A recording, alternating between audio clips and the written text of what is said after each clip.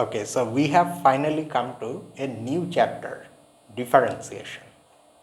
And in this 10th chapter, we are going to, of course, first of all see the basic definitions. And this is how the author starts the section by saying that in this section, we are going to define derivatives analytically using limits, as opposed to defining derivative geometrically using tangents. And there are two advantages of doing this. The first is that we do not have to go through the axioms of geometry, which also we haven't done anywhere in this text so far, and we are not going to do so anywhere else. Instead, we have at one point, if you remember or not, at one point the author said that we are going to use properties of real numbers instead to deal with some geometric ideas. So although geometric intuition is important for us, in fact, in most cases, if we can think about the object at hand geometrically, then it gives us insight. But in spite of that, sometimes our geometric intuitions are wrong and we end up thinking about things in a wrong manner. We end up having wrong conclusions. So that is why an analytic definition is much better. And there is another advantage also. At one point, see, the kind of functions we are dealing with right now, they are real valued functions of a single real variable. But later on, at some point, we will have to consider functions of many variables, more than one variable, and also functions whose values are not single real numbers but vectors having many real number components. In such cases, our geometric intuitions almost entirely fail. So in that case, we only have our analytic definition, and the definitions that we will see here analytically can be extended in a very straightforward manner to those higher dimensional situations. So that is why we are going to see things analytically. However, we won't completely discard geometric intuition. And in fact, these two approaches to the same thing, analytic approach and geometric approach, actually complement each other rather than opposing each other. Okay, so let us now see the first definition, namely differentiability of a function at a point. So the definition starts like this. This definition will remind you of the definition of limits of functions. Okay, so let x be a subset of the set of real numbers, and let x naught be a point in x, and let that be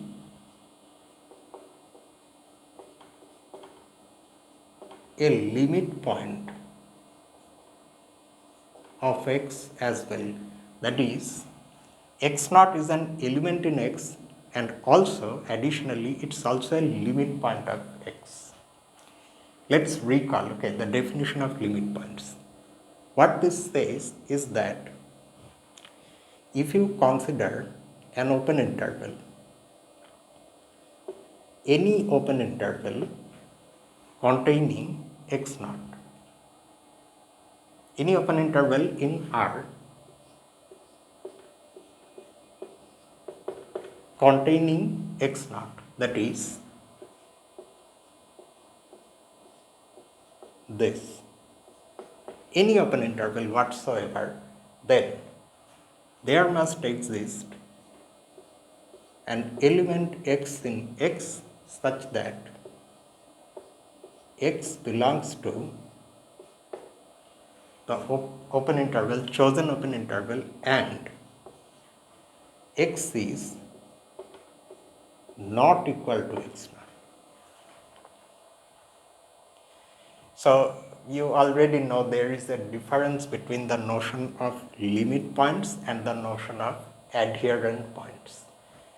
Limit point demands that any neighborhood of the point contains at least one point of the set other than the point itself. Whereas the definition of an adherent point demands that any neighborhood of the given point just contains a point of the set, and that point may be the point itself, okay, which we are trying to call an adherent point. So that is the definition, and from this definition we also know that x naught is a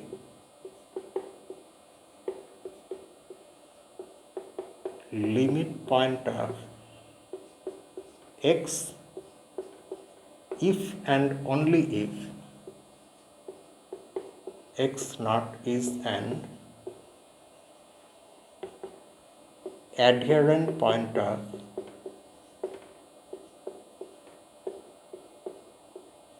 x from which we have removed x naught. Or there is another way of stating that same thing. Let me write it here, that x naught belongs to the closure of x difference x naught. These are things we already know. We are just recalling them. That is the situation here. In general, this x naught need not actually be a point of x itself, but here we need that. We need x naught to be an element of x and at the same time a limit point of x. Okay, so this is one thing. Then let f from x into R be a function. So from this small discussion, we immediately know that x naught being a limit point of x means that x naught is an adherent point of x difference x naught. Let's just keep that in mind.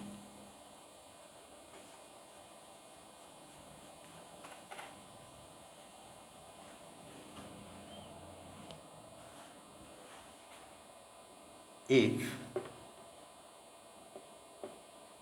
the following limit exists,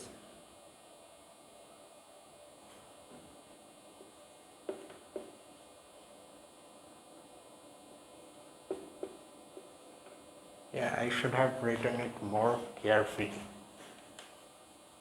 not like this, a little bit on that side.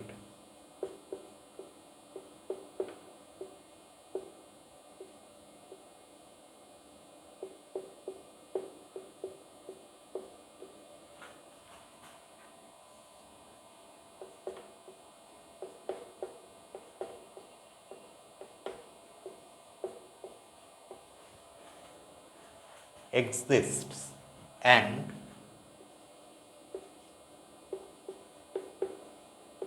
equals a real number L, then we say that f is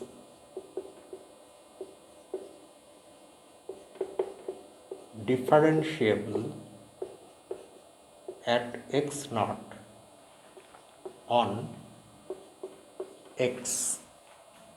F is differentiable at the point x naught on x, on the domain of the function x, of the function f, and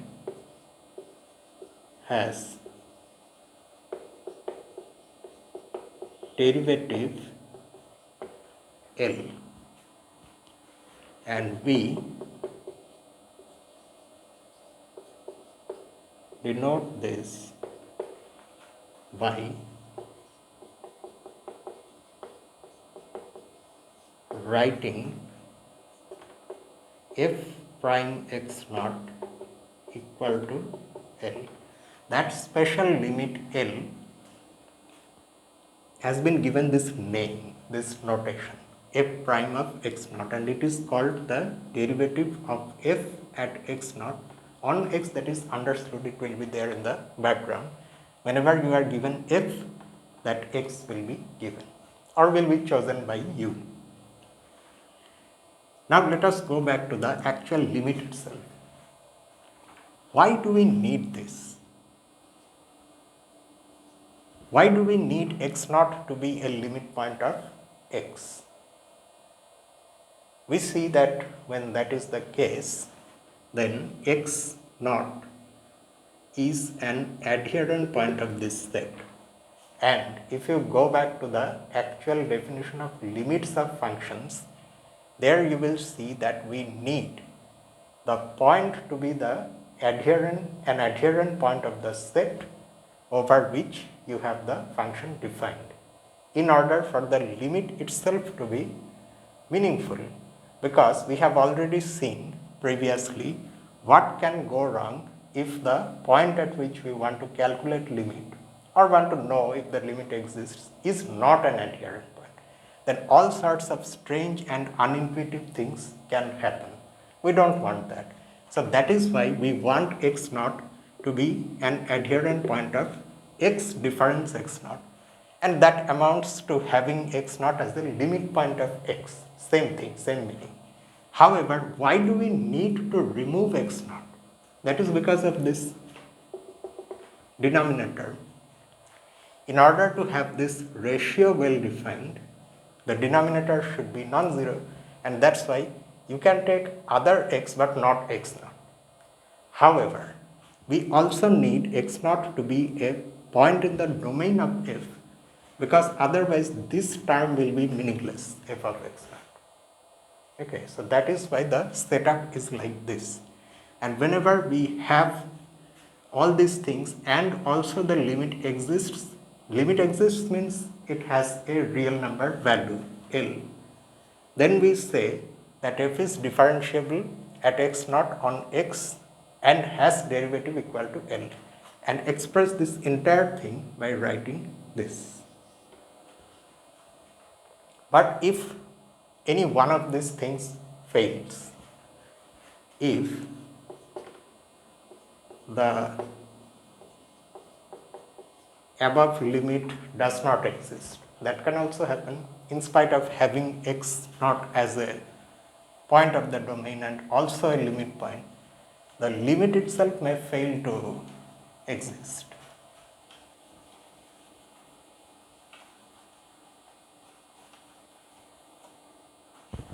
If the above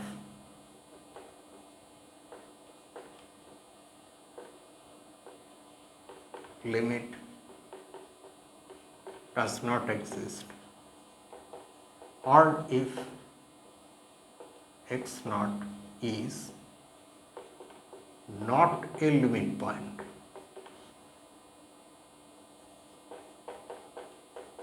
of x, or is not a point,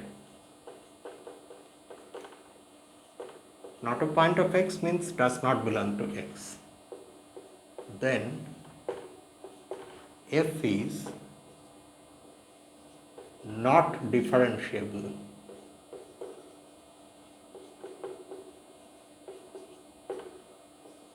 at x naught on x.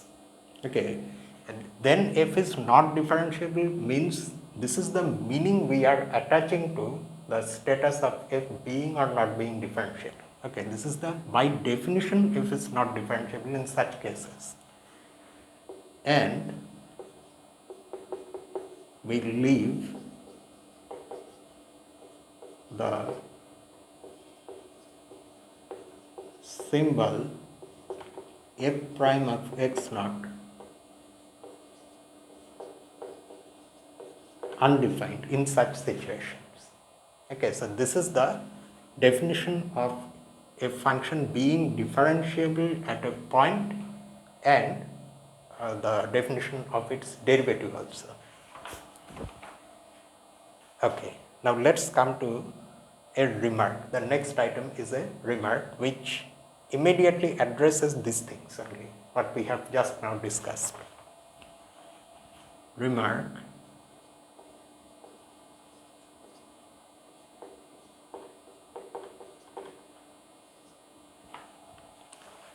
So, the remark basically says the same thing. So, let me just instead read. Note that we need x naught to be a limit point of capital X in order to have x naught as an adherent point of x difference x naught, or in order to have x naught in the closure of x difference x naught. Otherwise, that limit would automatically be undefined by definition of limits of functions. And in particular, this means that we are not defining differentiability of function at an isolated point of the domain. For example,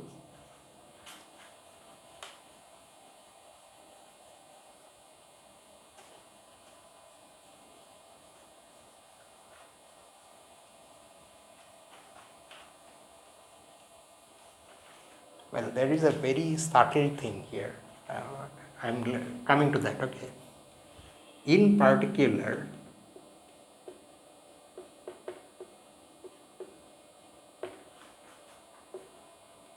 f is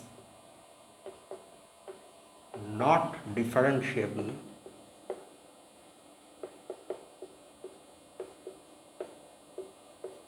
at an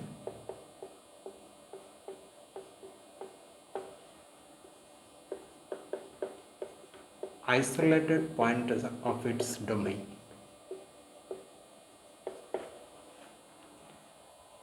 And that subtle thing I suddenly noticed is that, see, it's not that when these other cases are there, that is, say, the limit does not exist or x naught is not a limit point, in such cases we do not leave differentiability itself undefined, but we say that the function is not differentiable.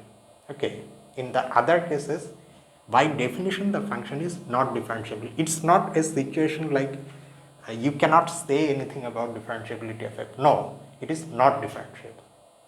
That's the thing. Alright, so let's now see an example in which we will consider a function and we are going to change its domain so that there is an isolated point in the domain. At that point, the function by definition will not be differentiable. So we consider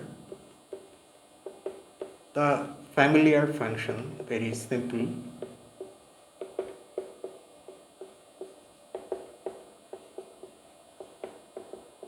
squared function. Actually, you can take any function here. The point is not what the function is, but that isolated point. The restriction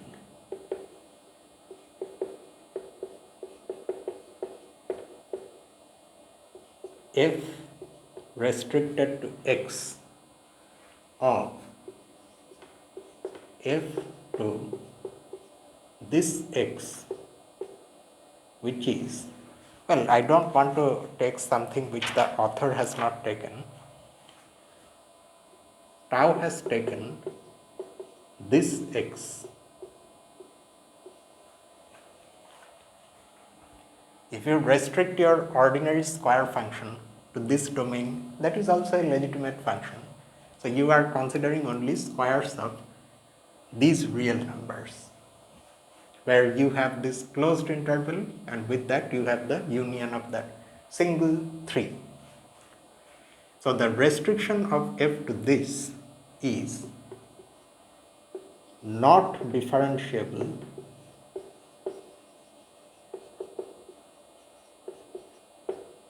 at 3, not because that limit does not exist or exists or anything like that, but simply because of the fact that 3 is an isolated point of x and hence is not a limit point. For example, you can consider this. See, this is where some geometric figures are very helpful. That's why we cannot discard geometry entirely. But to consider examples, geometry is very useful. So here you have your points 1, 2 and 3 and this is your x. Now you can of course consider this neighborhood 3 minus 1 over 2 and 3 plus 1 over 2 of 3. Now this neighborhood does not contain any point of x other than 3 and that is why you will not find such an x from capital X which is not equal to 3 in this neighborhood, because the only point from x that lies in this neighborhood is 3. So 3 is an adherent point but not a limit point. And that is why by definition the derivative of this thing does not exist. Okay. This kind of things, however, we won't encounter. In practice, the functions that we will consider, most of them have their domains, either intervals or unions of intervals. And by a previous result, we know that in any such domain, every point is a limit point. And that specific previous result is lemma 9,121. If you go back to lemma 9,121, there you will see that we have claimed in this lemma and proved that if you consider a non-trivial interval, the interval can be of any type, closed or open or half closed, half open of course, of both the types. Any point in any such interval is a limit point of that interval. This is what we proved here. And those type of things are only going to appear as domains of our functions, most of our functions. That's why we need not worry about a point not being limit point. All of them will be. So that's the remark. Now let's see this next item. It's an example. A very simple one.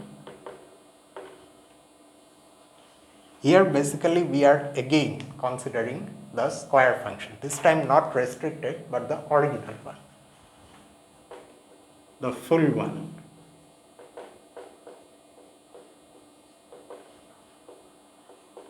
We just want to see the definition working in one example.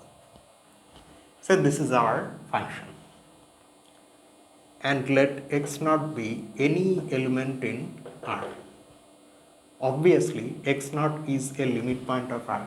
So that means that requirement is okay. It's met here. Next comes the limit. We want to see if the derivative of f at x naught exists or not. And if it exists, we want to know its value. So we start calculating this.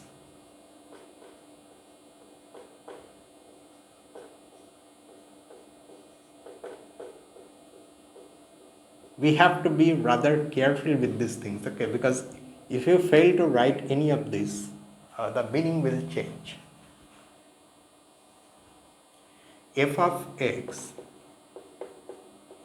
minus f of x naught divided by x minus x naught.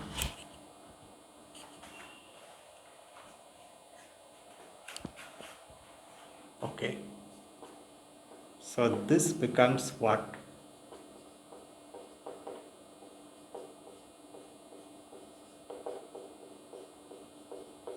You can, however, relax your notation a little bit by simply writing here x not equal to x naught. It's understood that x is a real number. If you can afford that type of simplification, you can. But if you feel that that will somehow lead you to make mistakes, then don't.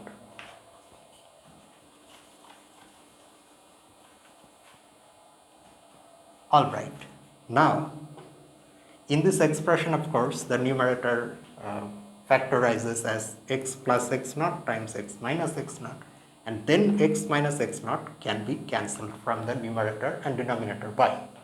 Because x is not equal to x naught, so this is non-zero. We have such a cancellation, which means that ultimately the limit just becomes this. And that from our laws, I mean algebra of limits, is simply x naught plus x naught, which is 2x naught. So yes, f is differentiable at any real number and its derivative is 2 times that real number at that point.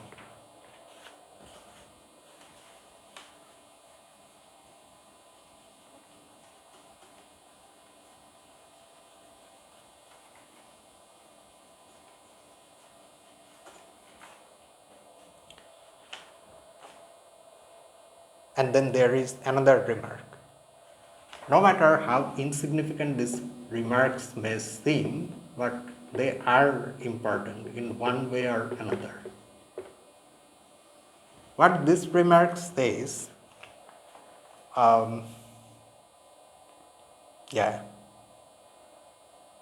it may look a bit silly. Okay, it just states this: let f and g be functions on x. That means both of them have x as their common domain. Let f be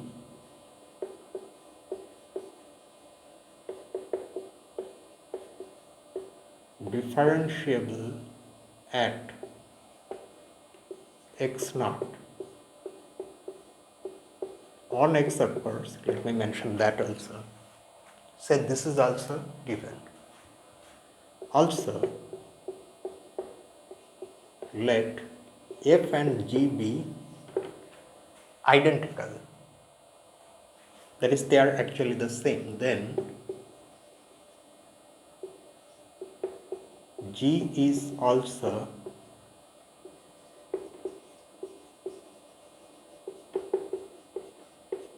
differentiable at x naught, and the derivative of g at x naught is equal to the derivative of f at x naught. Well, it is actually something trivial, but the author says that nevertheless it is worthy of mention. I don't exactly know why this is being stressed so much, but anyway, we are supposed to see this and we have seen this. However,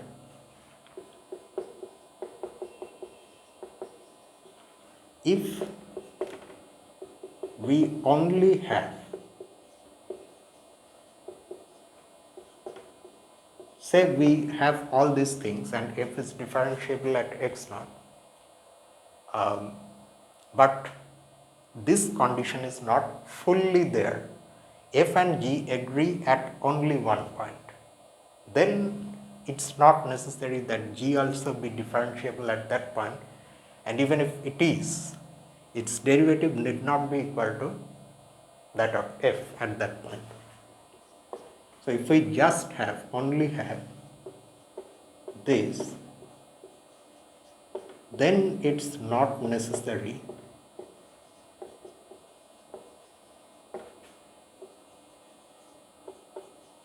that we have this. And the author asks for an example. Examples will be very easy. Okay. I'm not going to say what a possible example can be. I leave this to you entirely. It's extremely easy to come up with two functions f and g which are equal at one point. Elsewhere also they may be equal, may not be equal, we don't know, but they are not fully equal, that is, they are not the same thing. And they are such that f is differentiable at x naught.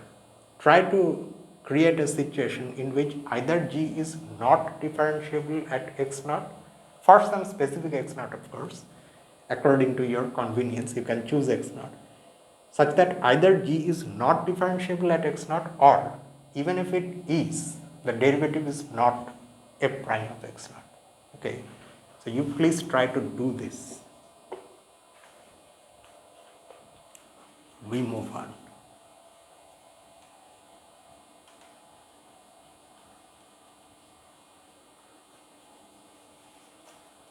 And again, when you think about a function's differentiability, think in terms of a picture, okay, think geometrically. Then there is another remark, and this remark is about the symbol for derivative that we have decided to use.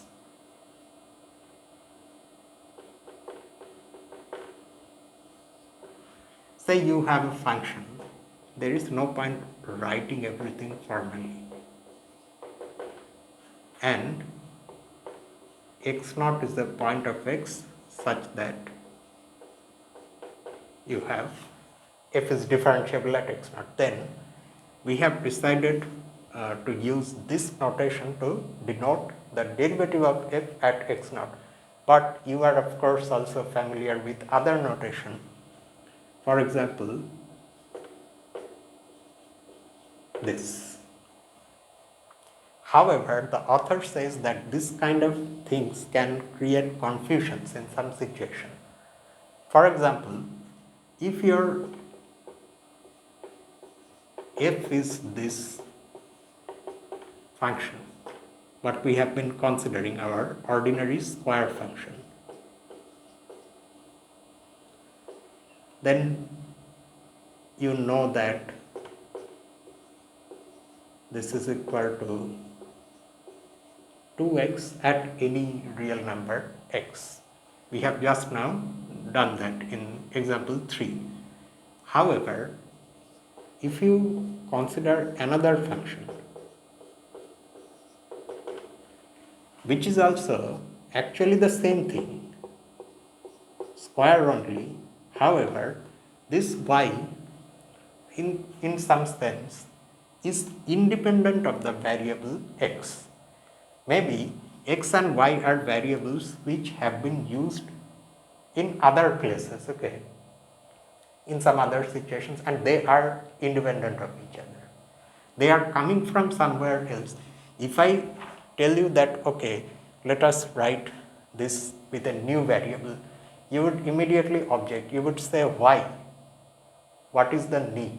The need may have arisen from somewhere else. From somewhere else, we are getting these independent variables x and y. In what sense they are independent, I am not going to make it clear. Okay, in some sense they are independent and they are coming from elsewhere, and we have had to consider the same function where both of them are being considered as the input variable. Suddenly, if you think of things like this now, it feels like we should write 0, although g is basically the same function as f. So instead of getting caught up in this type of confusion unnecessarily, we won't use this notation. And the author says that the situation becomes much more confusing when we jump from functions of one variable to functions of many variables. In such cases, you already know, all of you know, that we consider partial derivatives with respect to any of the independent variables of the function of several variables. And there, the situation becomes really very complicated. Which ones are independent, which ones are not independent. And in such cases, there are ways of making the situation okay by introducing something that the author calls differentiation along vector fields. That, however, is beyond the scope of this text. We won't use them.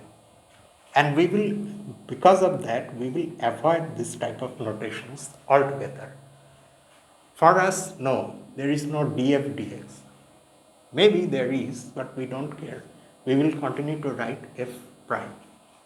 Okay. And finally means for today, let us see one more example, which is actually a non-example. Non-example means it's an example in which a function will fail to be differentiable at a point.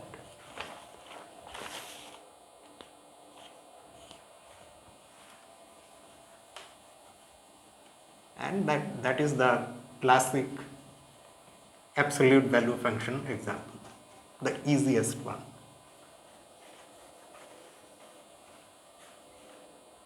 You already know from your experience in calculus that a function will be differentiable at a point if and only if the graph of the function at that point and around that point, perhaps I should not say around, but at that point is smooth. It does not have a sharp turn. Whenever you see graphs of functions having sharp turns at some point, at those points the function will fail to be differentiable because there is no unique tangent at sharp points. Wherever the change is smooth, there are unique tangents. Existence of tangents by definition are unique at a point whenever they exist. Existence of them geometrically is equivalent to the function being differentiable analytically. We will see why, okay. But this is also something we already know from calculus. And now the example. And this is, in this example, there is a sharp turn.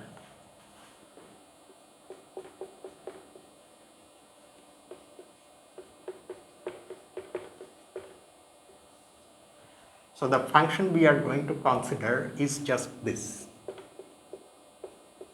It also has the entire set of real numbers as its domain, and it's your familiar absolute value function, which is also, let's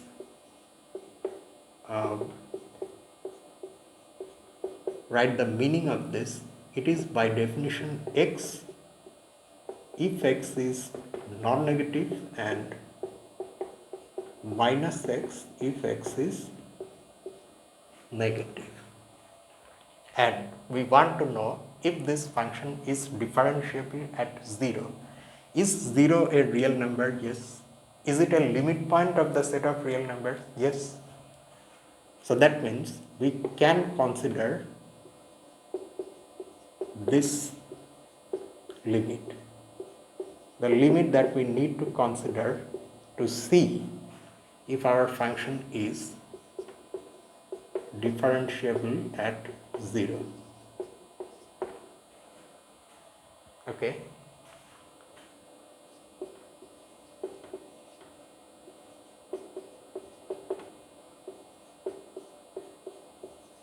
And that reduces to this. Well, the limit actually does not exist. And the reason for that is that if you, I'm going to talk in informal terms, okay. You already know what the formal argument is. Here you can consider two limits.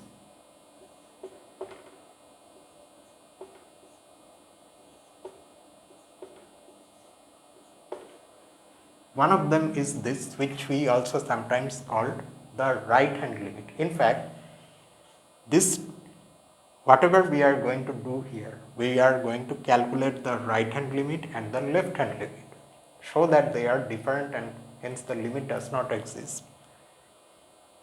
It is there in one of the sections on limits of functions. That's why it is rigorous. Okay, now if you are considering only positive real numbers x, then the absolute value in the numerator will become this. And since x is non-zero, so actually here we are just looking at 1, the constant function 1. And that is why the limit is also 1. So the right hand limit of this ratio at 0 is 1.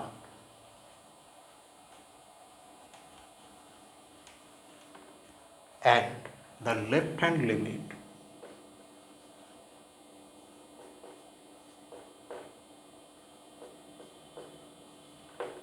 for which you have to consider the set minus infinity comma 0. Well, in this case, what will happen to this? Because x is negative, this will be minus x. And we have minus 1. And that is why this limit does not exist. Or in other words, the function is not differentiable at x equal to 0. And let us also see that thing I was talking about, that is the function having a sharp turn at that point. You know how the graph of this function looks. X-axis, this is your y-axis.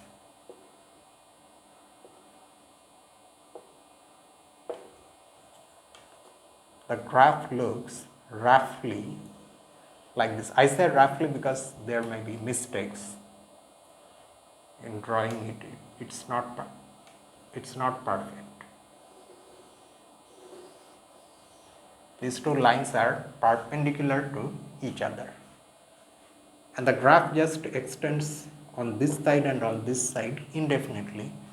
The graph is smooth almost everywhere except at this point where there is a sharp turn and there is no unique tangent.